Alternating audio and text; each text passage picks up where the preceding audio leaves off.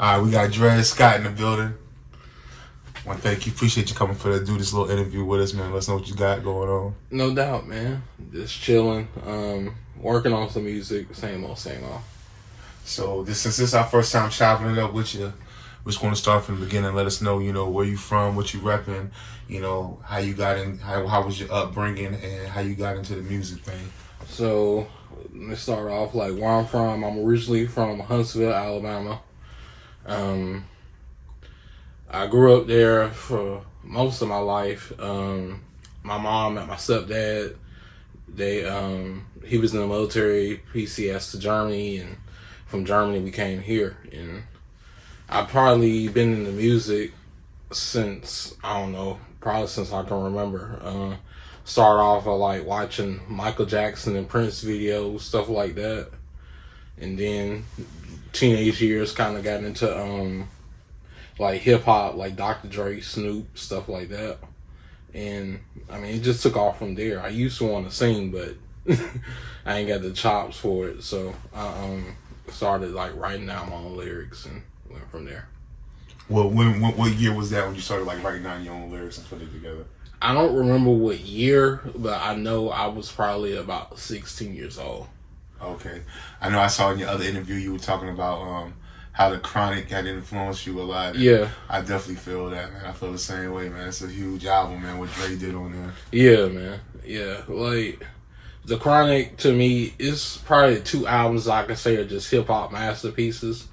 And that's probably The Chronic and To Pimp a Butterfly by Kendrick Lamar. Like, okay. The Chronic, as far as, like, shifting the whole genre, like, turning the whole genre upside down with what hip-hop could be. And I feel like To Pimp a Butterfly did the same thing just in a modern time. I remember when To Pimp a Butterfly came out and people were saying that. I ran through it maybe once or twice. I'm going to have to go back and revisit that. You know what I'm saying? Yeah. And people never gave it the credit it deserved because, I don't know, like, because it was so un-hip-hop, but it was so hip-hop at the same time, if that makes sense. Like, do you think Kendrick get the credit he deserves altogether? I feel like he does, but at the same time, he doesn't. I feel like Kendrick Lamar, and shout out to him because he's a fellow Gemini, but I feel like he's misunderstood in some cases. And I feel like people don't really, understand it altogether, like how he could be on one side of the spectrum and then on the completely opposite on the same song. And people feel that way about all people that are complex, you know what I'm saying? Yeah. So, what brought you from Alabama up to North Carolina? Military. Like, stepdad was in the military, and like I said, we flew to Germany back in 2011. Mm-hmm. And then when we left Germany, we came up here. Gotcha. So. That's dope. So what's Sanford like? What is it like out there? Is that what you repping, or are you more repping Vietnam? Because I'm pretty much just repping everywhere. Like, I don't really, like, even in Huntsville, like, we kind of moved around a lot, like, on the outskirts and stuff like that. So, like, I mean, if anybody asks, I kind of say Huntsville just because I feel like that city doesn't get the shine it deserves. Like, a lot of people, when they think about Alabama, they think of dirt roads and shit like that. Like, they don't realize, like, it's actual cities out there. And to be honest, like, Huntsville is kind of like Fayetteville. In fact, it's more like Raleigh or Charlotte, like, depending on what parts you're in. But to answer your question about what Sanford is, like, boring. Gotcha. Ain't nothing going on out there. Like it's the best way I can describe is like a whole lot of military retired folks that go out there to kind of chill out and whatnot, and they come to Fayetteville for whatever they need for the day-to-day needs and whatnot. That's dope. So you kind of repping Huntsville, Alabama, and repping Carolina at the same time. And we definitely embrace you because you definitely making the crazy music. Thank you, man. Another thing I want to ask you about is I see you on the Instagram, man, and that goddamn that NPC Live. Yeah, you be killing that joint, man. Thank you, man. How did you get into? And you got a dope style too, but how did you get into the beat making? To be honest, it was just lack of having beats. Like, that's what I always kind of been like as an artist. Like, whatever I didn't have, I would make a way. You know what I'm saying?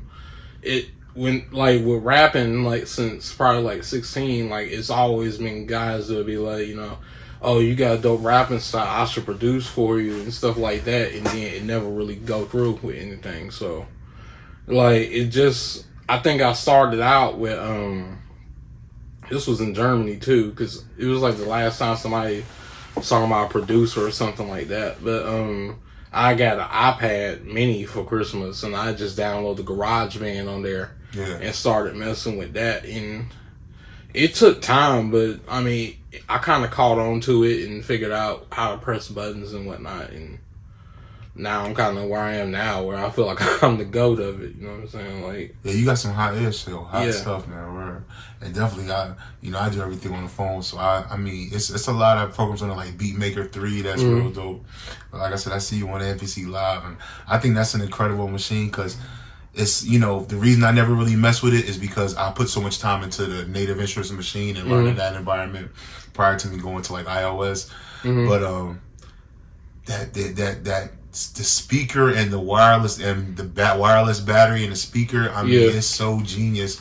I don't know why Machine never picked that up. I also don't know why they didn't do that in the other NPC. They put out the one. I don't know why they didn't do it on there, but I think that's an incredible idea. Yeah. Even if they could have had a little speaker like they got on that, how they got the MPK with the little speaker. Yeah. But and like I said, your production style is like real dope. Like where did that come from? I mean, I hear a lot of influences in it, but you tell me where it come from. To be honest, like I say, like the root of it all is just soul. I listen to a lot of different music, but like I have like a huge record collection, and like most of that is probably like a good bit of 70s soul. Occasionally there's some hip hop in there, but most of that's what it is. And I just I like hearing like live instrumentation, you know what I'm saying, like chill beats. And it took a while for me to get that way, because when I first started out producing, like I wanted to do more like a in your face kind of, you know what I'm saying, like something I could scream over, like some Public Enemy type shit. But the more I got into it, the more like, I don't know, it's something that always captivated me about how a rapper could just flow like water on the beat. You know what I'm saying? And that's something I'm still learning. You know what I'm saying? Like I'm still trying to figure out how to put myself into that. And as far as influences, I would say The Chronic, going back to that, like that's definitely influence. Really, Death Row's whole discography from like probably 92 to 95. Yeah. Like, I really feel like that's untouched, and it probably can never be duplicated again, no matter how hard we try. What Daz was doing was crazy too. Yeah, and that's what I'm saying. Like, Daz don't get enough credit. Like, the Dog Pound in general don't get enough credit. Like, even for that album they put out, they don't get enough credit for that album. Yeah, and that was really like the Dog Pound Dog Food album was really the best album of that era, in my opinion. Like, of the Death Row. Yeah, like I know The Chronic is up there, but it's like Dog Food, like sonically all the way through, like it was just a jam. See, for me, it was Doggy Style, because that's how I feel about Doggy Style. Like, it's sonically, you could just press play on the record. Yeah. It's like, it's even put together like a movie, like how I start off with the bathroom scene. And like how they have like the W balls in there. And it's like a continuation from the cardio. But it's dope, man. I love it, man. Yeah. But I would say probably Organized Noise too, like Outkast. Like, that's kind of how I function my drums a little bit. And like, I kind of like to mix like old school sampling with a little bit of modern drums. Yeah. Like, put those two together. 3 6 Mafia, I get compared to their production style a lot. Well, in the early days they did. And it took me a while to finally listen to them and see what people were comparing. And that kind of made me a better producer as well, so. But that's a good comparison, man. I'm telling you, I was watching that 3 6 Mafia versus Bone Thugs and Harmony versus. I was just like, man, what Paul and them did, Paul and Jay, they got too many hits, man. Yeah. And them beats is like made for the club. They made for raw hip hop. Yeah, nobody can top it. And Man. I've been saying this for a long time. Bone Thugs and Harmony lost the moment they started playing "Choose Your Lovers." Yeah, you talking about in that battle? Yeah, exactly. Oh, you saw the battle? Yeah. That joint was crazy. I understood how it got that heated because it's like, yo, I mean, when somebody coming at you with hit after hit and you can't do nothing, I can understand how it got that heated, yo. So let me ask you this, like, as a producer rapper, and I always find this interesting how, you know, people that produce and rap, especially people that can do it as well as you do. Mm-hmm. So with my process with that is I have to do it all in one session. Like when I make a song, I make the beat. As I'm making the beat, I'm already writing the song in my head. Then I immediately, you know, record the hook, record the vocals. Is that how you do it, or do you separate the beat making from the rapping in the song process? Like, what is your song making process? It really depends on the flow. When I started out, like I would do it all in one, like, cause I mix my vocals too. Yeah. I'm trying to get away from mixing my vocals because you know, like I hear certain stuff, but everybody else doesn't understand what I hear. But you know, it's I try to. I used to like make the beat and then like write something and record right there. But I'm trying to get away from that, like just because like I was watching like videos on like the Chronic album keeps coming back up. I was watching videos on like the session work of the Chronic album, and Snoop was talking about like how they would literally live with beats, like they would just like whatever they were doing for the day, like whether they were going to the grocery store or whatever, like they were riding around with those beats, just making the skill sharper and sharper. So like I try to like nowadays I try to like, because you know I work and stuff like that, I try to make like one song a week, sometimes make it around to two, but and I'll try to live with that beat for like a week, just figure out how I'm gonna come. Yeah.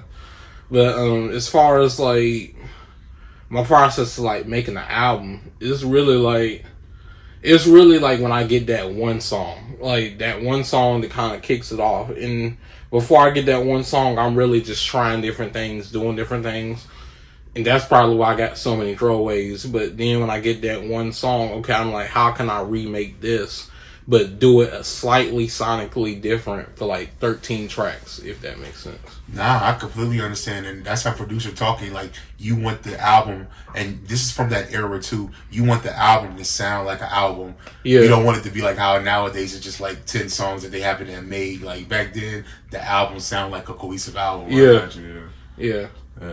And I'm gonna tell you too, one thing as a producer too, what you were saying about how like sonically with the mixes and stuff, you may not hear things that other people hear. Yeah. I'm gonna tell you once the thing that made me say fuck that and stop even worrying about that.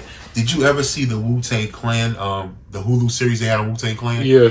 The scene in the movie, not the movie, but the Hulu series, where they're in the studio, and at this point the RZA's already had records on the radio that's dope and all that. Yeah. And the engine, this is you know when he starts Wu-Tang and comes back from the solo thing, and they're in there making the first Wu-Tang records, and he's like mixing it, telling the beat maker, this is how after everybody done this, his snares and the way his stuff sounds, and the mixer and engineers telling him, you can't turn this part up because it's gonna sound distorted. This is not how you mix. It's gonna sound distorted. And at that point in his career, he knew he couldn't listen to nobody else. He had to take control. And at that point, he literally put his hands on the board, turned everything up, and said, "No, this is the way we're mixing it down." Yeah. Like we don't give a fuck about the rules. There ain't no rules to music and creativity. Yeah. If you got the ear and you hear the way, that's the way it need to be. You know what I'm saying? Yeah. So what about projects? What's the project that from Dred Skott that people should definitely go check for? Like, what's the project you think is the go-to thing they need to search on YouTube to know exactly what you're about? I'll probably say Rose Gold. Like, that's up until this point, I will say like that's kind of like my magnum opus right now. I dropped that last year on my birthday, June 3rd, and that one's probably like got the most of every style that I've incorporated this far. It's got some of that Project Pat flow in it, but then it's got like dreamy, hopeless, romantic in it too. You know what I'm saying? Like, and it totally tackles, you know what I'm saying, like what is like me being Gemini and whatnot, and the duality of both. Well, what's a Gemini? What's a Gemini like? indecisive at times, easily bored, and playful all at the same time. Like we're either on one side of the spectrum or we're on the complete opposite. Like, you know, like I think Geminis get a lot of hate for how we are, but I think we're just misunderstood. Like I think we're more complex than, I won't say an average zodiac sign, but we're more complex than other zodiac signs. Like we're I don't know how to put it. Like we just can be both ways. We can do both. You know, complex to me that means misunderstood. You feel misunderstood at times. Yeah, most definitely. I completely can feel that, man. That's really dope. What else you want to talk about in this? I'm gonna cut this part out, but what else should we bring up? I got an album coming out February 1st. It's called Rhapsody and Nipsey Blue. It's darker than Rose Gold. It's probably my darkest album. It's nothing but just samples that I chopped. I'm hoping that the sample's clear for it to be released on streaming platforms, but if not, I'm putting it on SoundCloud. I just want to get it out there, but it's like nothing but samples and just me rapping over samples. Like I wanted to do something kind of along the lines of like a West Side Gun or kind of like a Currency type thing. But yeah, it's a journey. Like that's the best way I can put it. I don't want to reveal too much about the story of it, but like it's a journey. What's the title again? Rhapsody and Nipsey Blue. Rhapsody and Nipsey Blue. What's that mean? Is that like where'd you get that from? So it's like Rhapsody, like Rhapsody. I keep saying that wrong, but like okay. Like it's like a term talking about like I guess a highlighted moment. I have to Google it again, but a highlighted moment of something, like putting emphasis on something. And then Nipsey Blue, like, you know what I'm saying, Nipsey Hussle, you know what I'm saying, like I really like what Nipsey Hussle did, you know, as far as motivating, and he was a smart young dude, you know what I'm saying, and I mean, and I come from that side of things, you know what I'm saying. My uncle was like a rolling 20s Crip and whatnot, and I guess I can spoil a little bit. Like a lot of people talk about the gang banging lifestyle and whatnot, but they don't talk about like how for some people that can't get out of it soon enough, like it's ultimately their downfall and whatnot. Yeah. So like, you know what I'm saying, I kind of wanted to put that on a record, and I kind of talk about it in the sense like it's dark. Like I talk about it in the sense of like, you know, they may kill me for this one. Like it may not be too many people happy with how I put that out there. Why do you say that? Because of the way you talking about the gang culture? Is that what you talking about, gang? Well, the gang culture in, you know what I'm saying, just because, you know, like, I'm trying to work my words right, but I feel like it's like a really selfish lifestyle from time to time. Like, you know what I'm saying? Like, somebody kills your homie, and then you go and kill theirs and whatnot. And then not only did your homie's mother lose a child, but your mother is losing a child on top of that, because you going to jail for that. And then the homie you killed is losing a child too. You see what I'm saying? Like nobody wins in it for real. A death affects a lot of people. And just speaking from somebody that comes from it, and on top of that, like somebody that understands like a stream knowledge of it and whatnot. Like I understand where gangbanging started, where it comes from, and all of that. So let me ask you this, and you tell me if you don't want to answer this question. Mm-hmm. Let me word this correctly. Well, let me just ask the question: Is Gunna snitching? Is Gunna snitching? I don't know.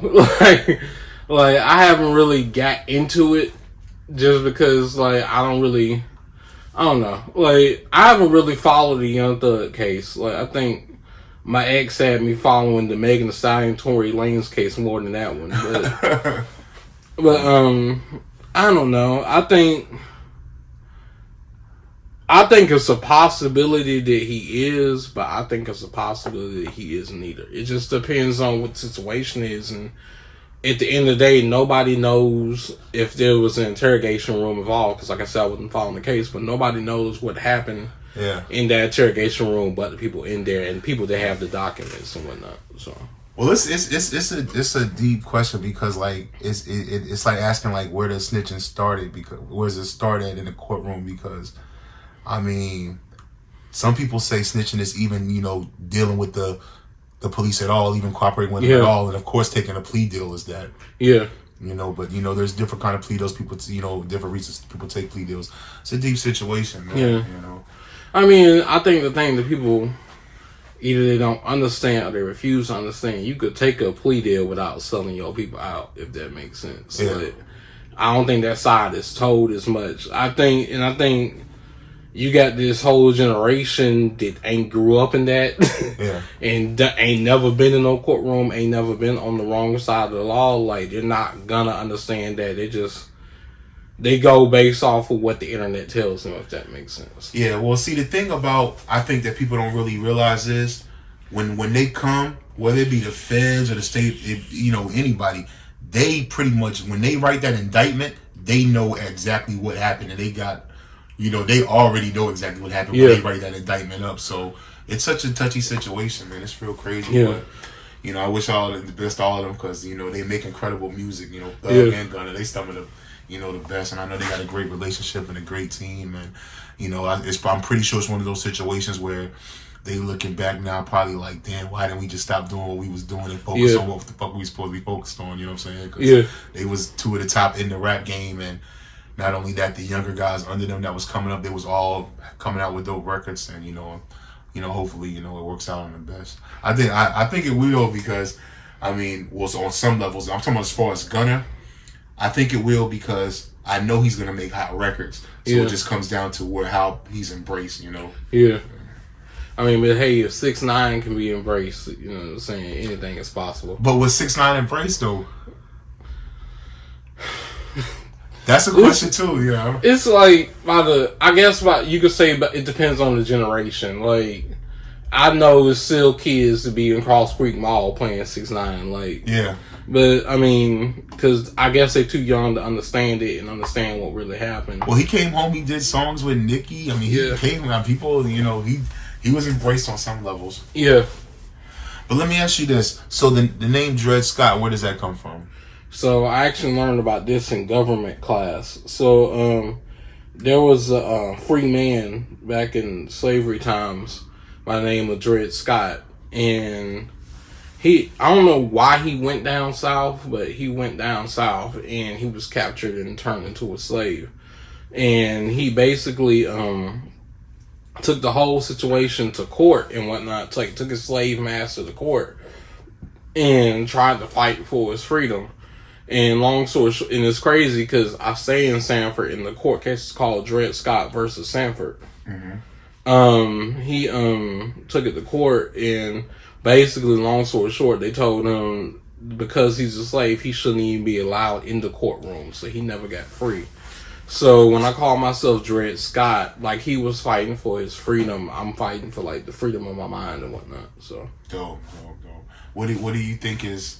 Do you think people don't have their mind under mind control right now, or? See, that's like a slippery slope, because like I try to be like a free thinking person, like, yeah. And when I say free thinking, I mean like just think for myself. And I don't want to say people under mind control. I think people just get caught up in shit that don't matter, like the wrong shit. But do I think people want mind control? Probably not. I think people are woke. I think it's so much distractions now. Like, by this little device that you're filming me on, you can look up anything you want to in the world. Like, you can look up porn, you can look up conspiracy theories, you can look, like, you have the world connecting you on the device. And I think it's people just get easily distracted by stuff. Like, and then you gotta think about like what situations, like, police brutality and stuff like that, with it being reported so frequently, like it's hard to keep track. You know what I'm saying? Like you can't. It's hard to like just. I'm pretty sure in this year alone, just 2023, and we're only in January, there's probably been more cases than just been reported right now that we don't even know about. Yeah. And it's just to the point of like, how can you keep track of all of it? You know what I mean? I see you got the Black Lives Matter shirt on. Is that an organization that you've been involved with? I'm not involved with it, but I do support it. Like, I haven't been to any meetings and whatnot. When that, protest was going on, I believe in 2020, down in downtown Fayetteville, I wanted to go, but like I kind of had second thoughts just because of COVID and stuff like that, being around people I didn't know, because it was still a lot we didn't know about COVID. But I mean, I am like I'm down for like marches and protests and stuff like that. I guess my thing is like, at this point, like, is it even worth it? You know what I'm saying? Just because like we march, we protest, they still don't hear us anyways. It's like I'm more on the argument like maybe we should create something of our own where we don't have to be impacted by European or. You mean like a country? Maybe, I won't say a country, but just like our own neighborhoods. Maybe start off with our own neighborhoods and then move from there. Some people say we got our own neighborhoods. Like they call it the hood. Yeah, and that's what I mean by that too. Like I believe in like putting back more into the hoods and whatnot. Like doing more for the hoods instead of just things that don't matter and stuff like that. Like actually putting good community projects and stuff like that. I can't think of what I'm trying to say, but just like, good restaurants, good schools, good stuff like that. Like actually building our hood back up. And not only that, but I'm also down for like when we do build it back up, policing it to keep gentrification out. Because you see that a lot. Like I don't know if you ever watched the show Insecure. But when Issa Rae was like spotlighting like some of the places like in Inglewood that she goes to, like some of the cool restaurants, stuff like that, guess what happened? A whole lot of white folks came over there and start gentrifying it and stuff like that. And so I'm also down for like, yes, we build up our hood, but we gotta make sure it stays ours. Like we can't let just anybody come. So one thing that we can start by doing that is we can gentrify ourselves. And the one way we could easily stop by is all the thousands of dollars that we're throwing on the strip club floor every night. We could actually invest that into, like you said, building nice restaurants in our own neighborhoods and those. You know what I'm saying? Exactly. Especially the rappers, because they come 30,000-40,000 in a night. But and that's like one of my dreams, like that I want to do, is like if I do make it as a rapper, or when I make it as a rapper, like I want to start buying like project buildings and rebuilding them. Like not rebuilding them, but like building them up and making them a whole lot nicer and stuff like that, and then charging the same people that already live there the same price, if not lower, to stay there and whatnot. Because it's not about the money. Set it up with Section 8, where you get your money directly from the government. That's what that's how they coming up. Yeah, and I just want to do stuff like that. Like I want to put studios in neighborhoods that that can't get studios, schools and stuff like that, stuff like that. That's dope.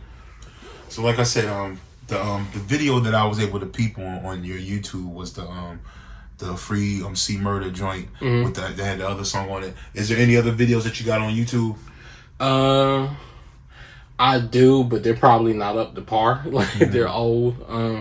The C Murder one was probably the most recent one that was done right, and I hear that all the time. Like I gotta get to doing more videos and stuff like that, and I'm trying, but I'll pull up on you, man. Let's shoot one. I told you that before. Yeah, man. Because I don't think people realize like it's nice with videographers in Fayetteville, but they cost money, man. Like, and I'm trying to, like, I mean, I'm all for investing in myself, but like, if I'm gonna put out an album that only gets maybe 50 plays in the first week. You know what I'm saying? Was it really worth spending like that $300 to $500 on that video? So like, I'm gonna tell you how I got into making videos. The same way I got into making beats, which is the same way that you said. I mean, I needed beats and nobody made beats.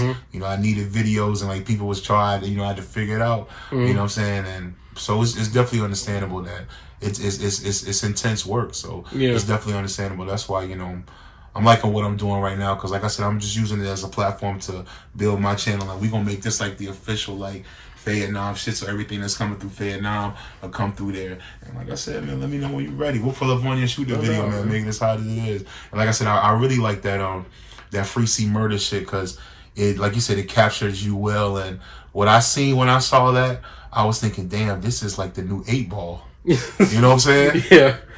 Yeah, this is like that jersey was so big. It had your name on it. It was dope though, yo. Yeah, but yeah, like 8 Ball and MJG, like Space Age Pimpin', like that's classic. Yeah, like I mean, and like I think like another one of my influences I failed to mention earlier is like DJ Screw. Like, I love listening. Like, I got DJ Screw tapes like on my phone right now. Like, and like I actually went as far as like chapter 1 through 137. Yeah, I actually went as far to like make my own DJ Screw tapes too. Like I would take songs off of YouTube, slow them down, and kind of mix them a certain way and whatnot. So it's hard to do, man. They say chop, not slop. You know, that's like another level of DJing. You know, especially like I said, to really, you know, to chop it up the right way. The boys is nice, man. Real nice, man. That's really dope. So Screw's another one of your big influences too. I love a lot of Screw. I love like Pat. I love, you know, Hawk, you know, all of that. You know, I love all of that. And like I said, I hear a lot of that in your stuff. I hear even I didn't even know you was gonna say Alabama's where you originally from, but that's where Rich Boy closer there. I think so. Yeah, I hear all that influence, man. I think it's dope, and you coming with that, and you repping Vietnam. Let's make it visual. Let's show it to them, man. I can't wait, man. All right, so like I said, anything else you want to shout out? Like, you know, any projects that you got coming up? You know, your Instagram, how they can get up with you, any projects you're working on. My Instagram is @_D2Es Dred Skott, Skott with a K. I'm on Twitter pretty frequently. My Twitter is @Dred Skott. It's the one with the blue check. Shout out Twitter. Well, shout out to the $8 I paid for that. But shout out to Elon, right? Like I said, my album's coming out February 1st. Pre-orders should be available January 22nd. What's the title again? Rhapsody and Nipsey Blue. Okay. You know what I'm saying? Like, it's gonna be one to listen to. Like, the way I like to describe it, it's kind of like a lot of my albums kind of talk about life. Like, this one is, the concept is surrounding death a lot, but you know, like, I will get back to like that Dirty South type of flow. It's just something I kind of had to talk about. And if you listen real closely, you'll see it's an underlying story in there too, with something I was going through at the time. So, and I'm not gonna spoil that, but just check it out. So we definitely gonna check it out, man. I know it's gonna be a banger, man. I appreciate you so much, man. No doubt, Thank you for stopping by. Thanks, man.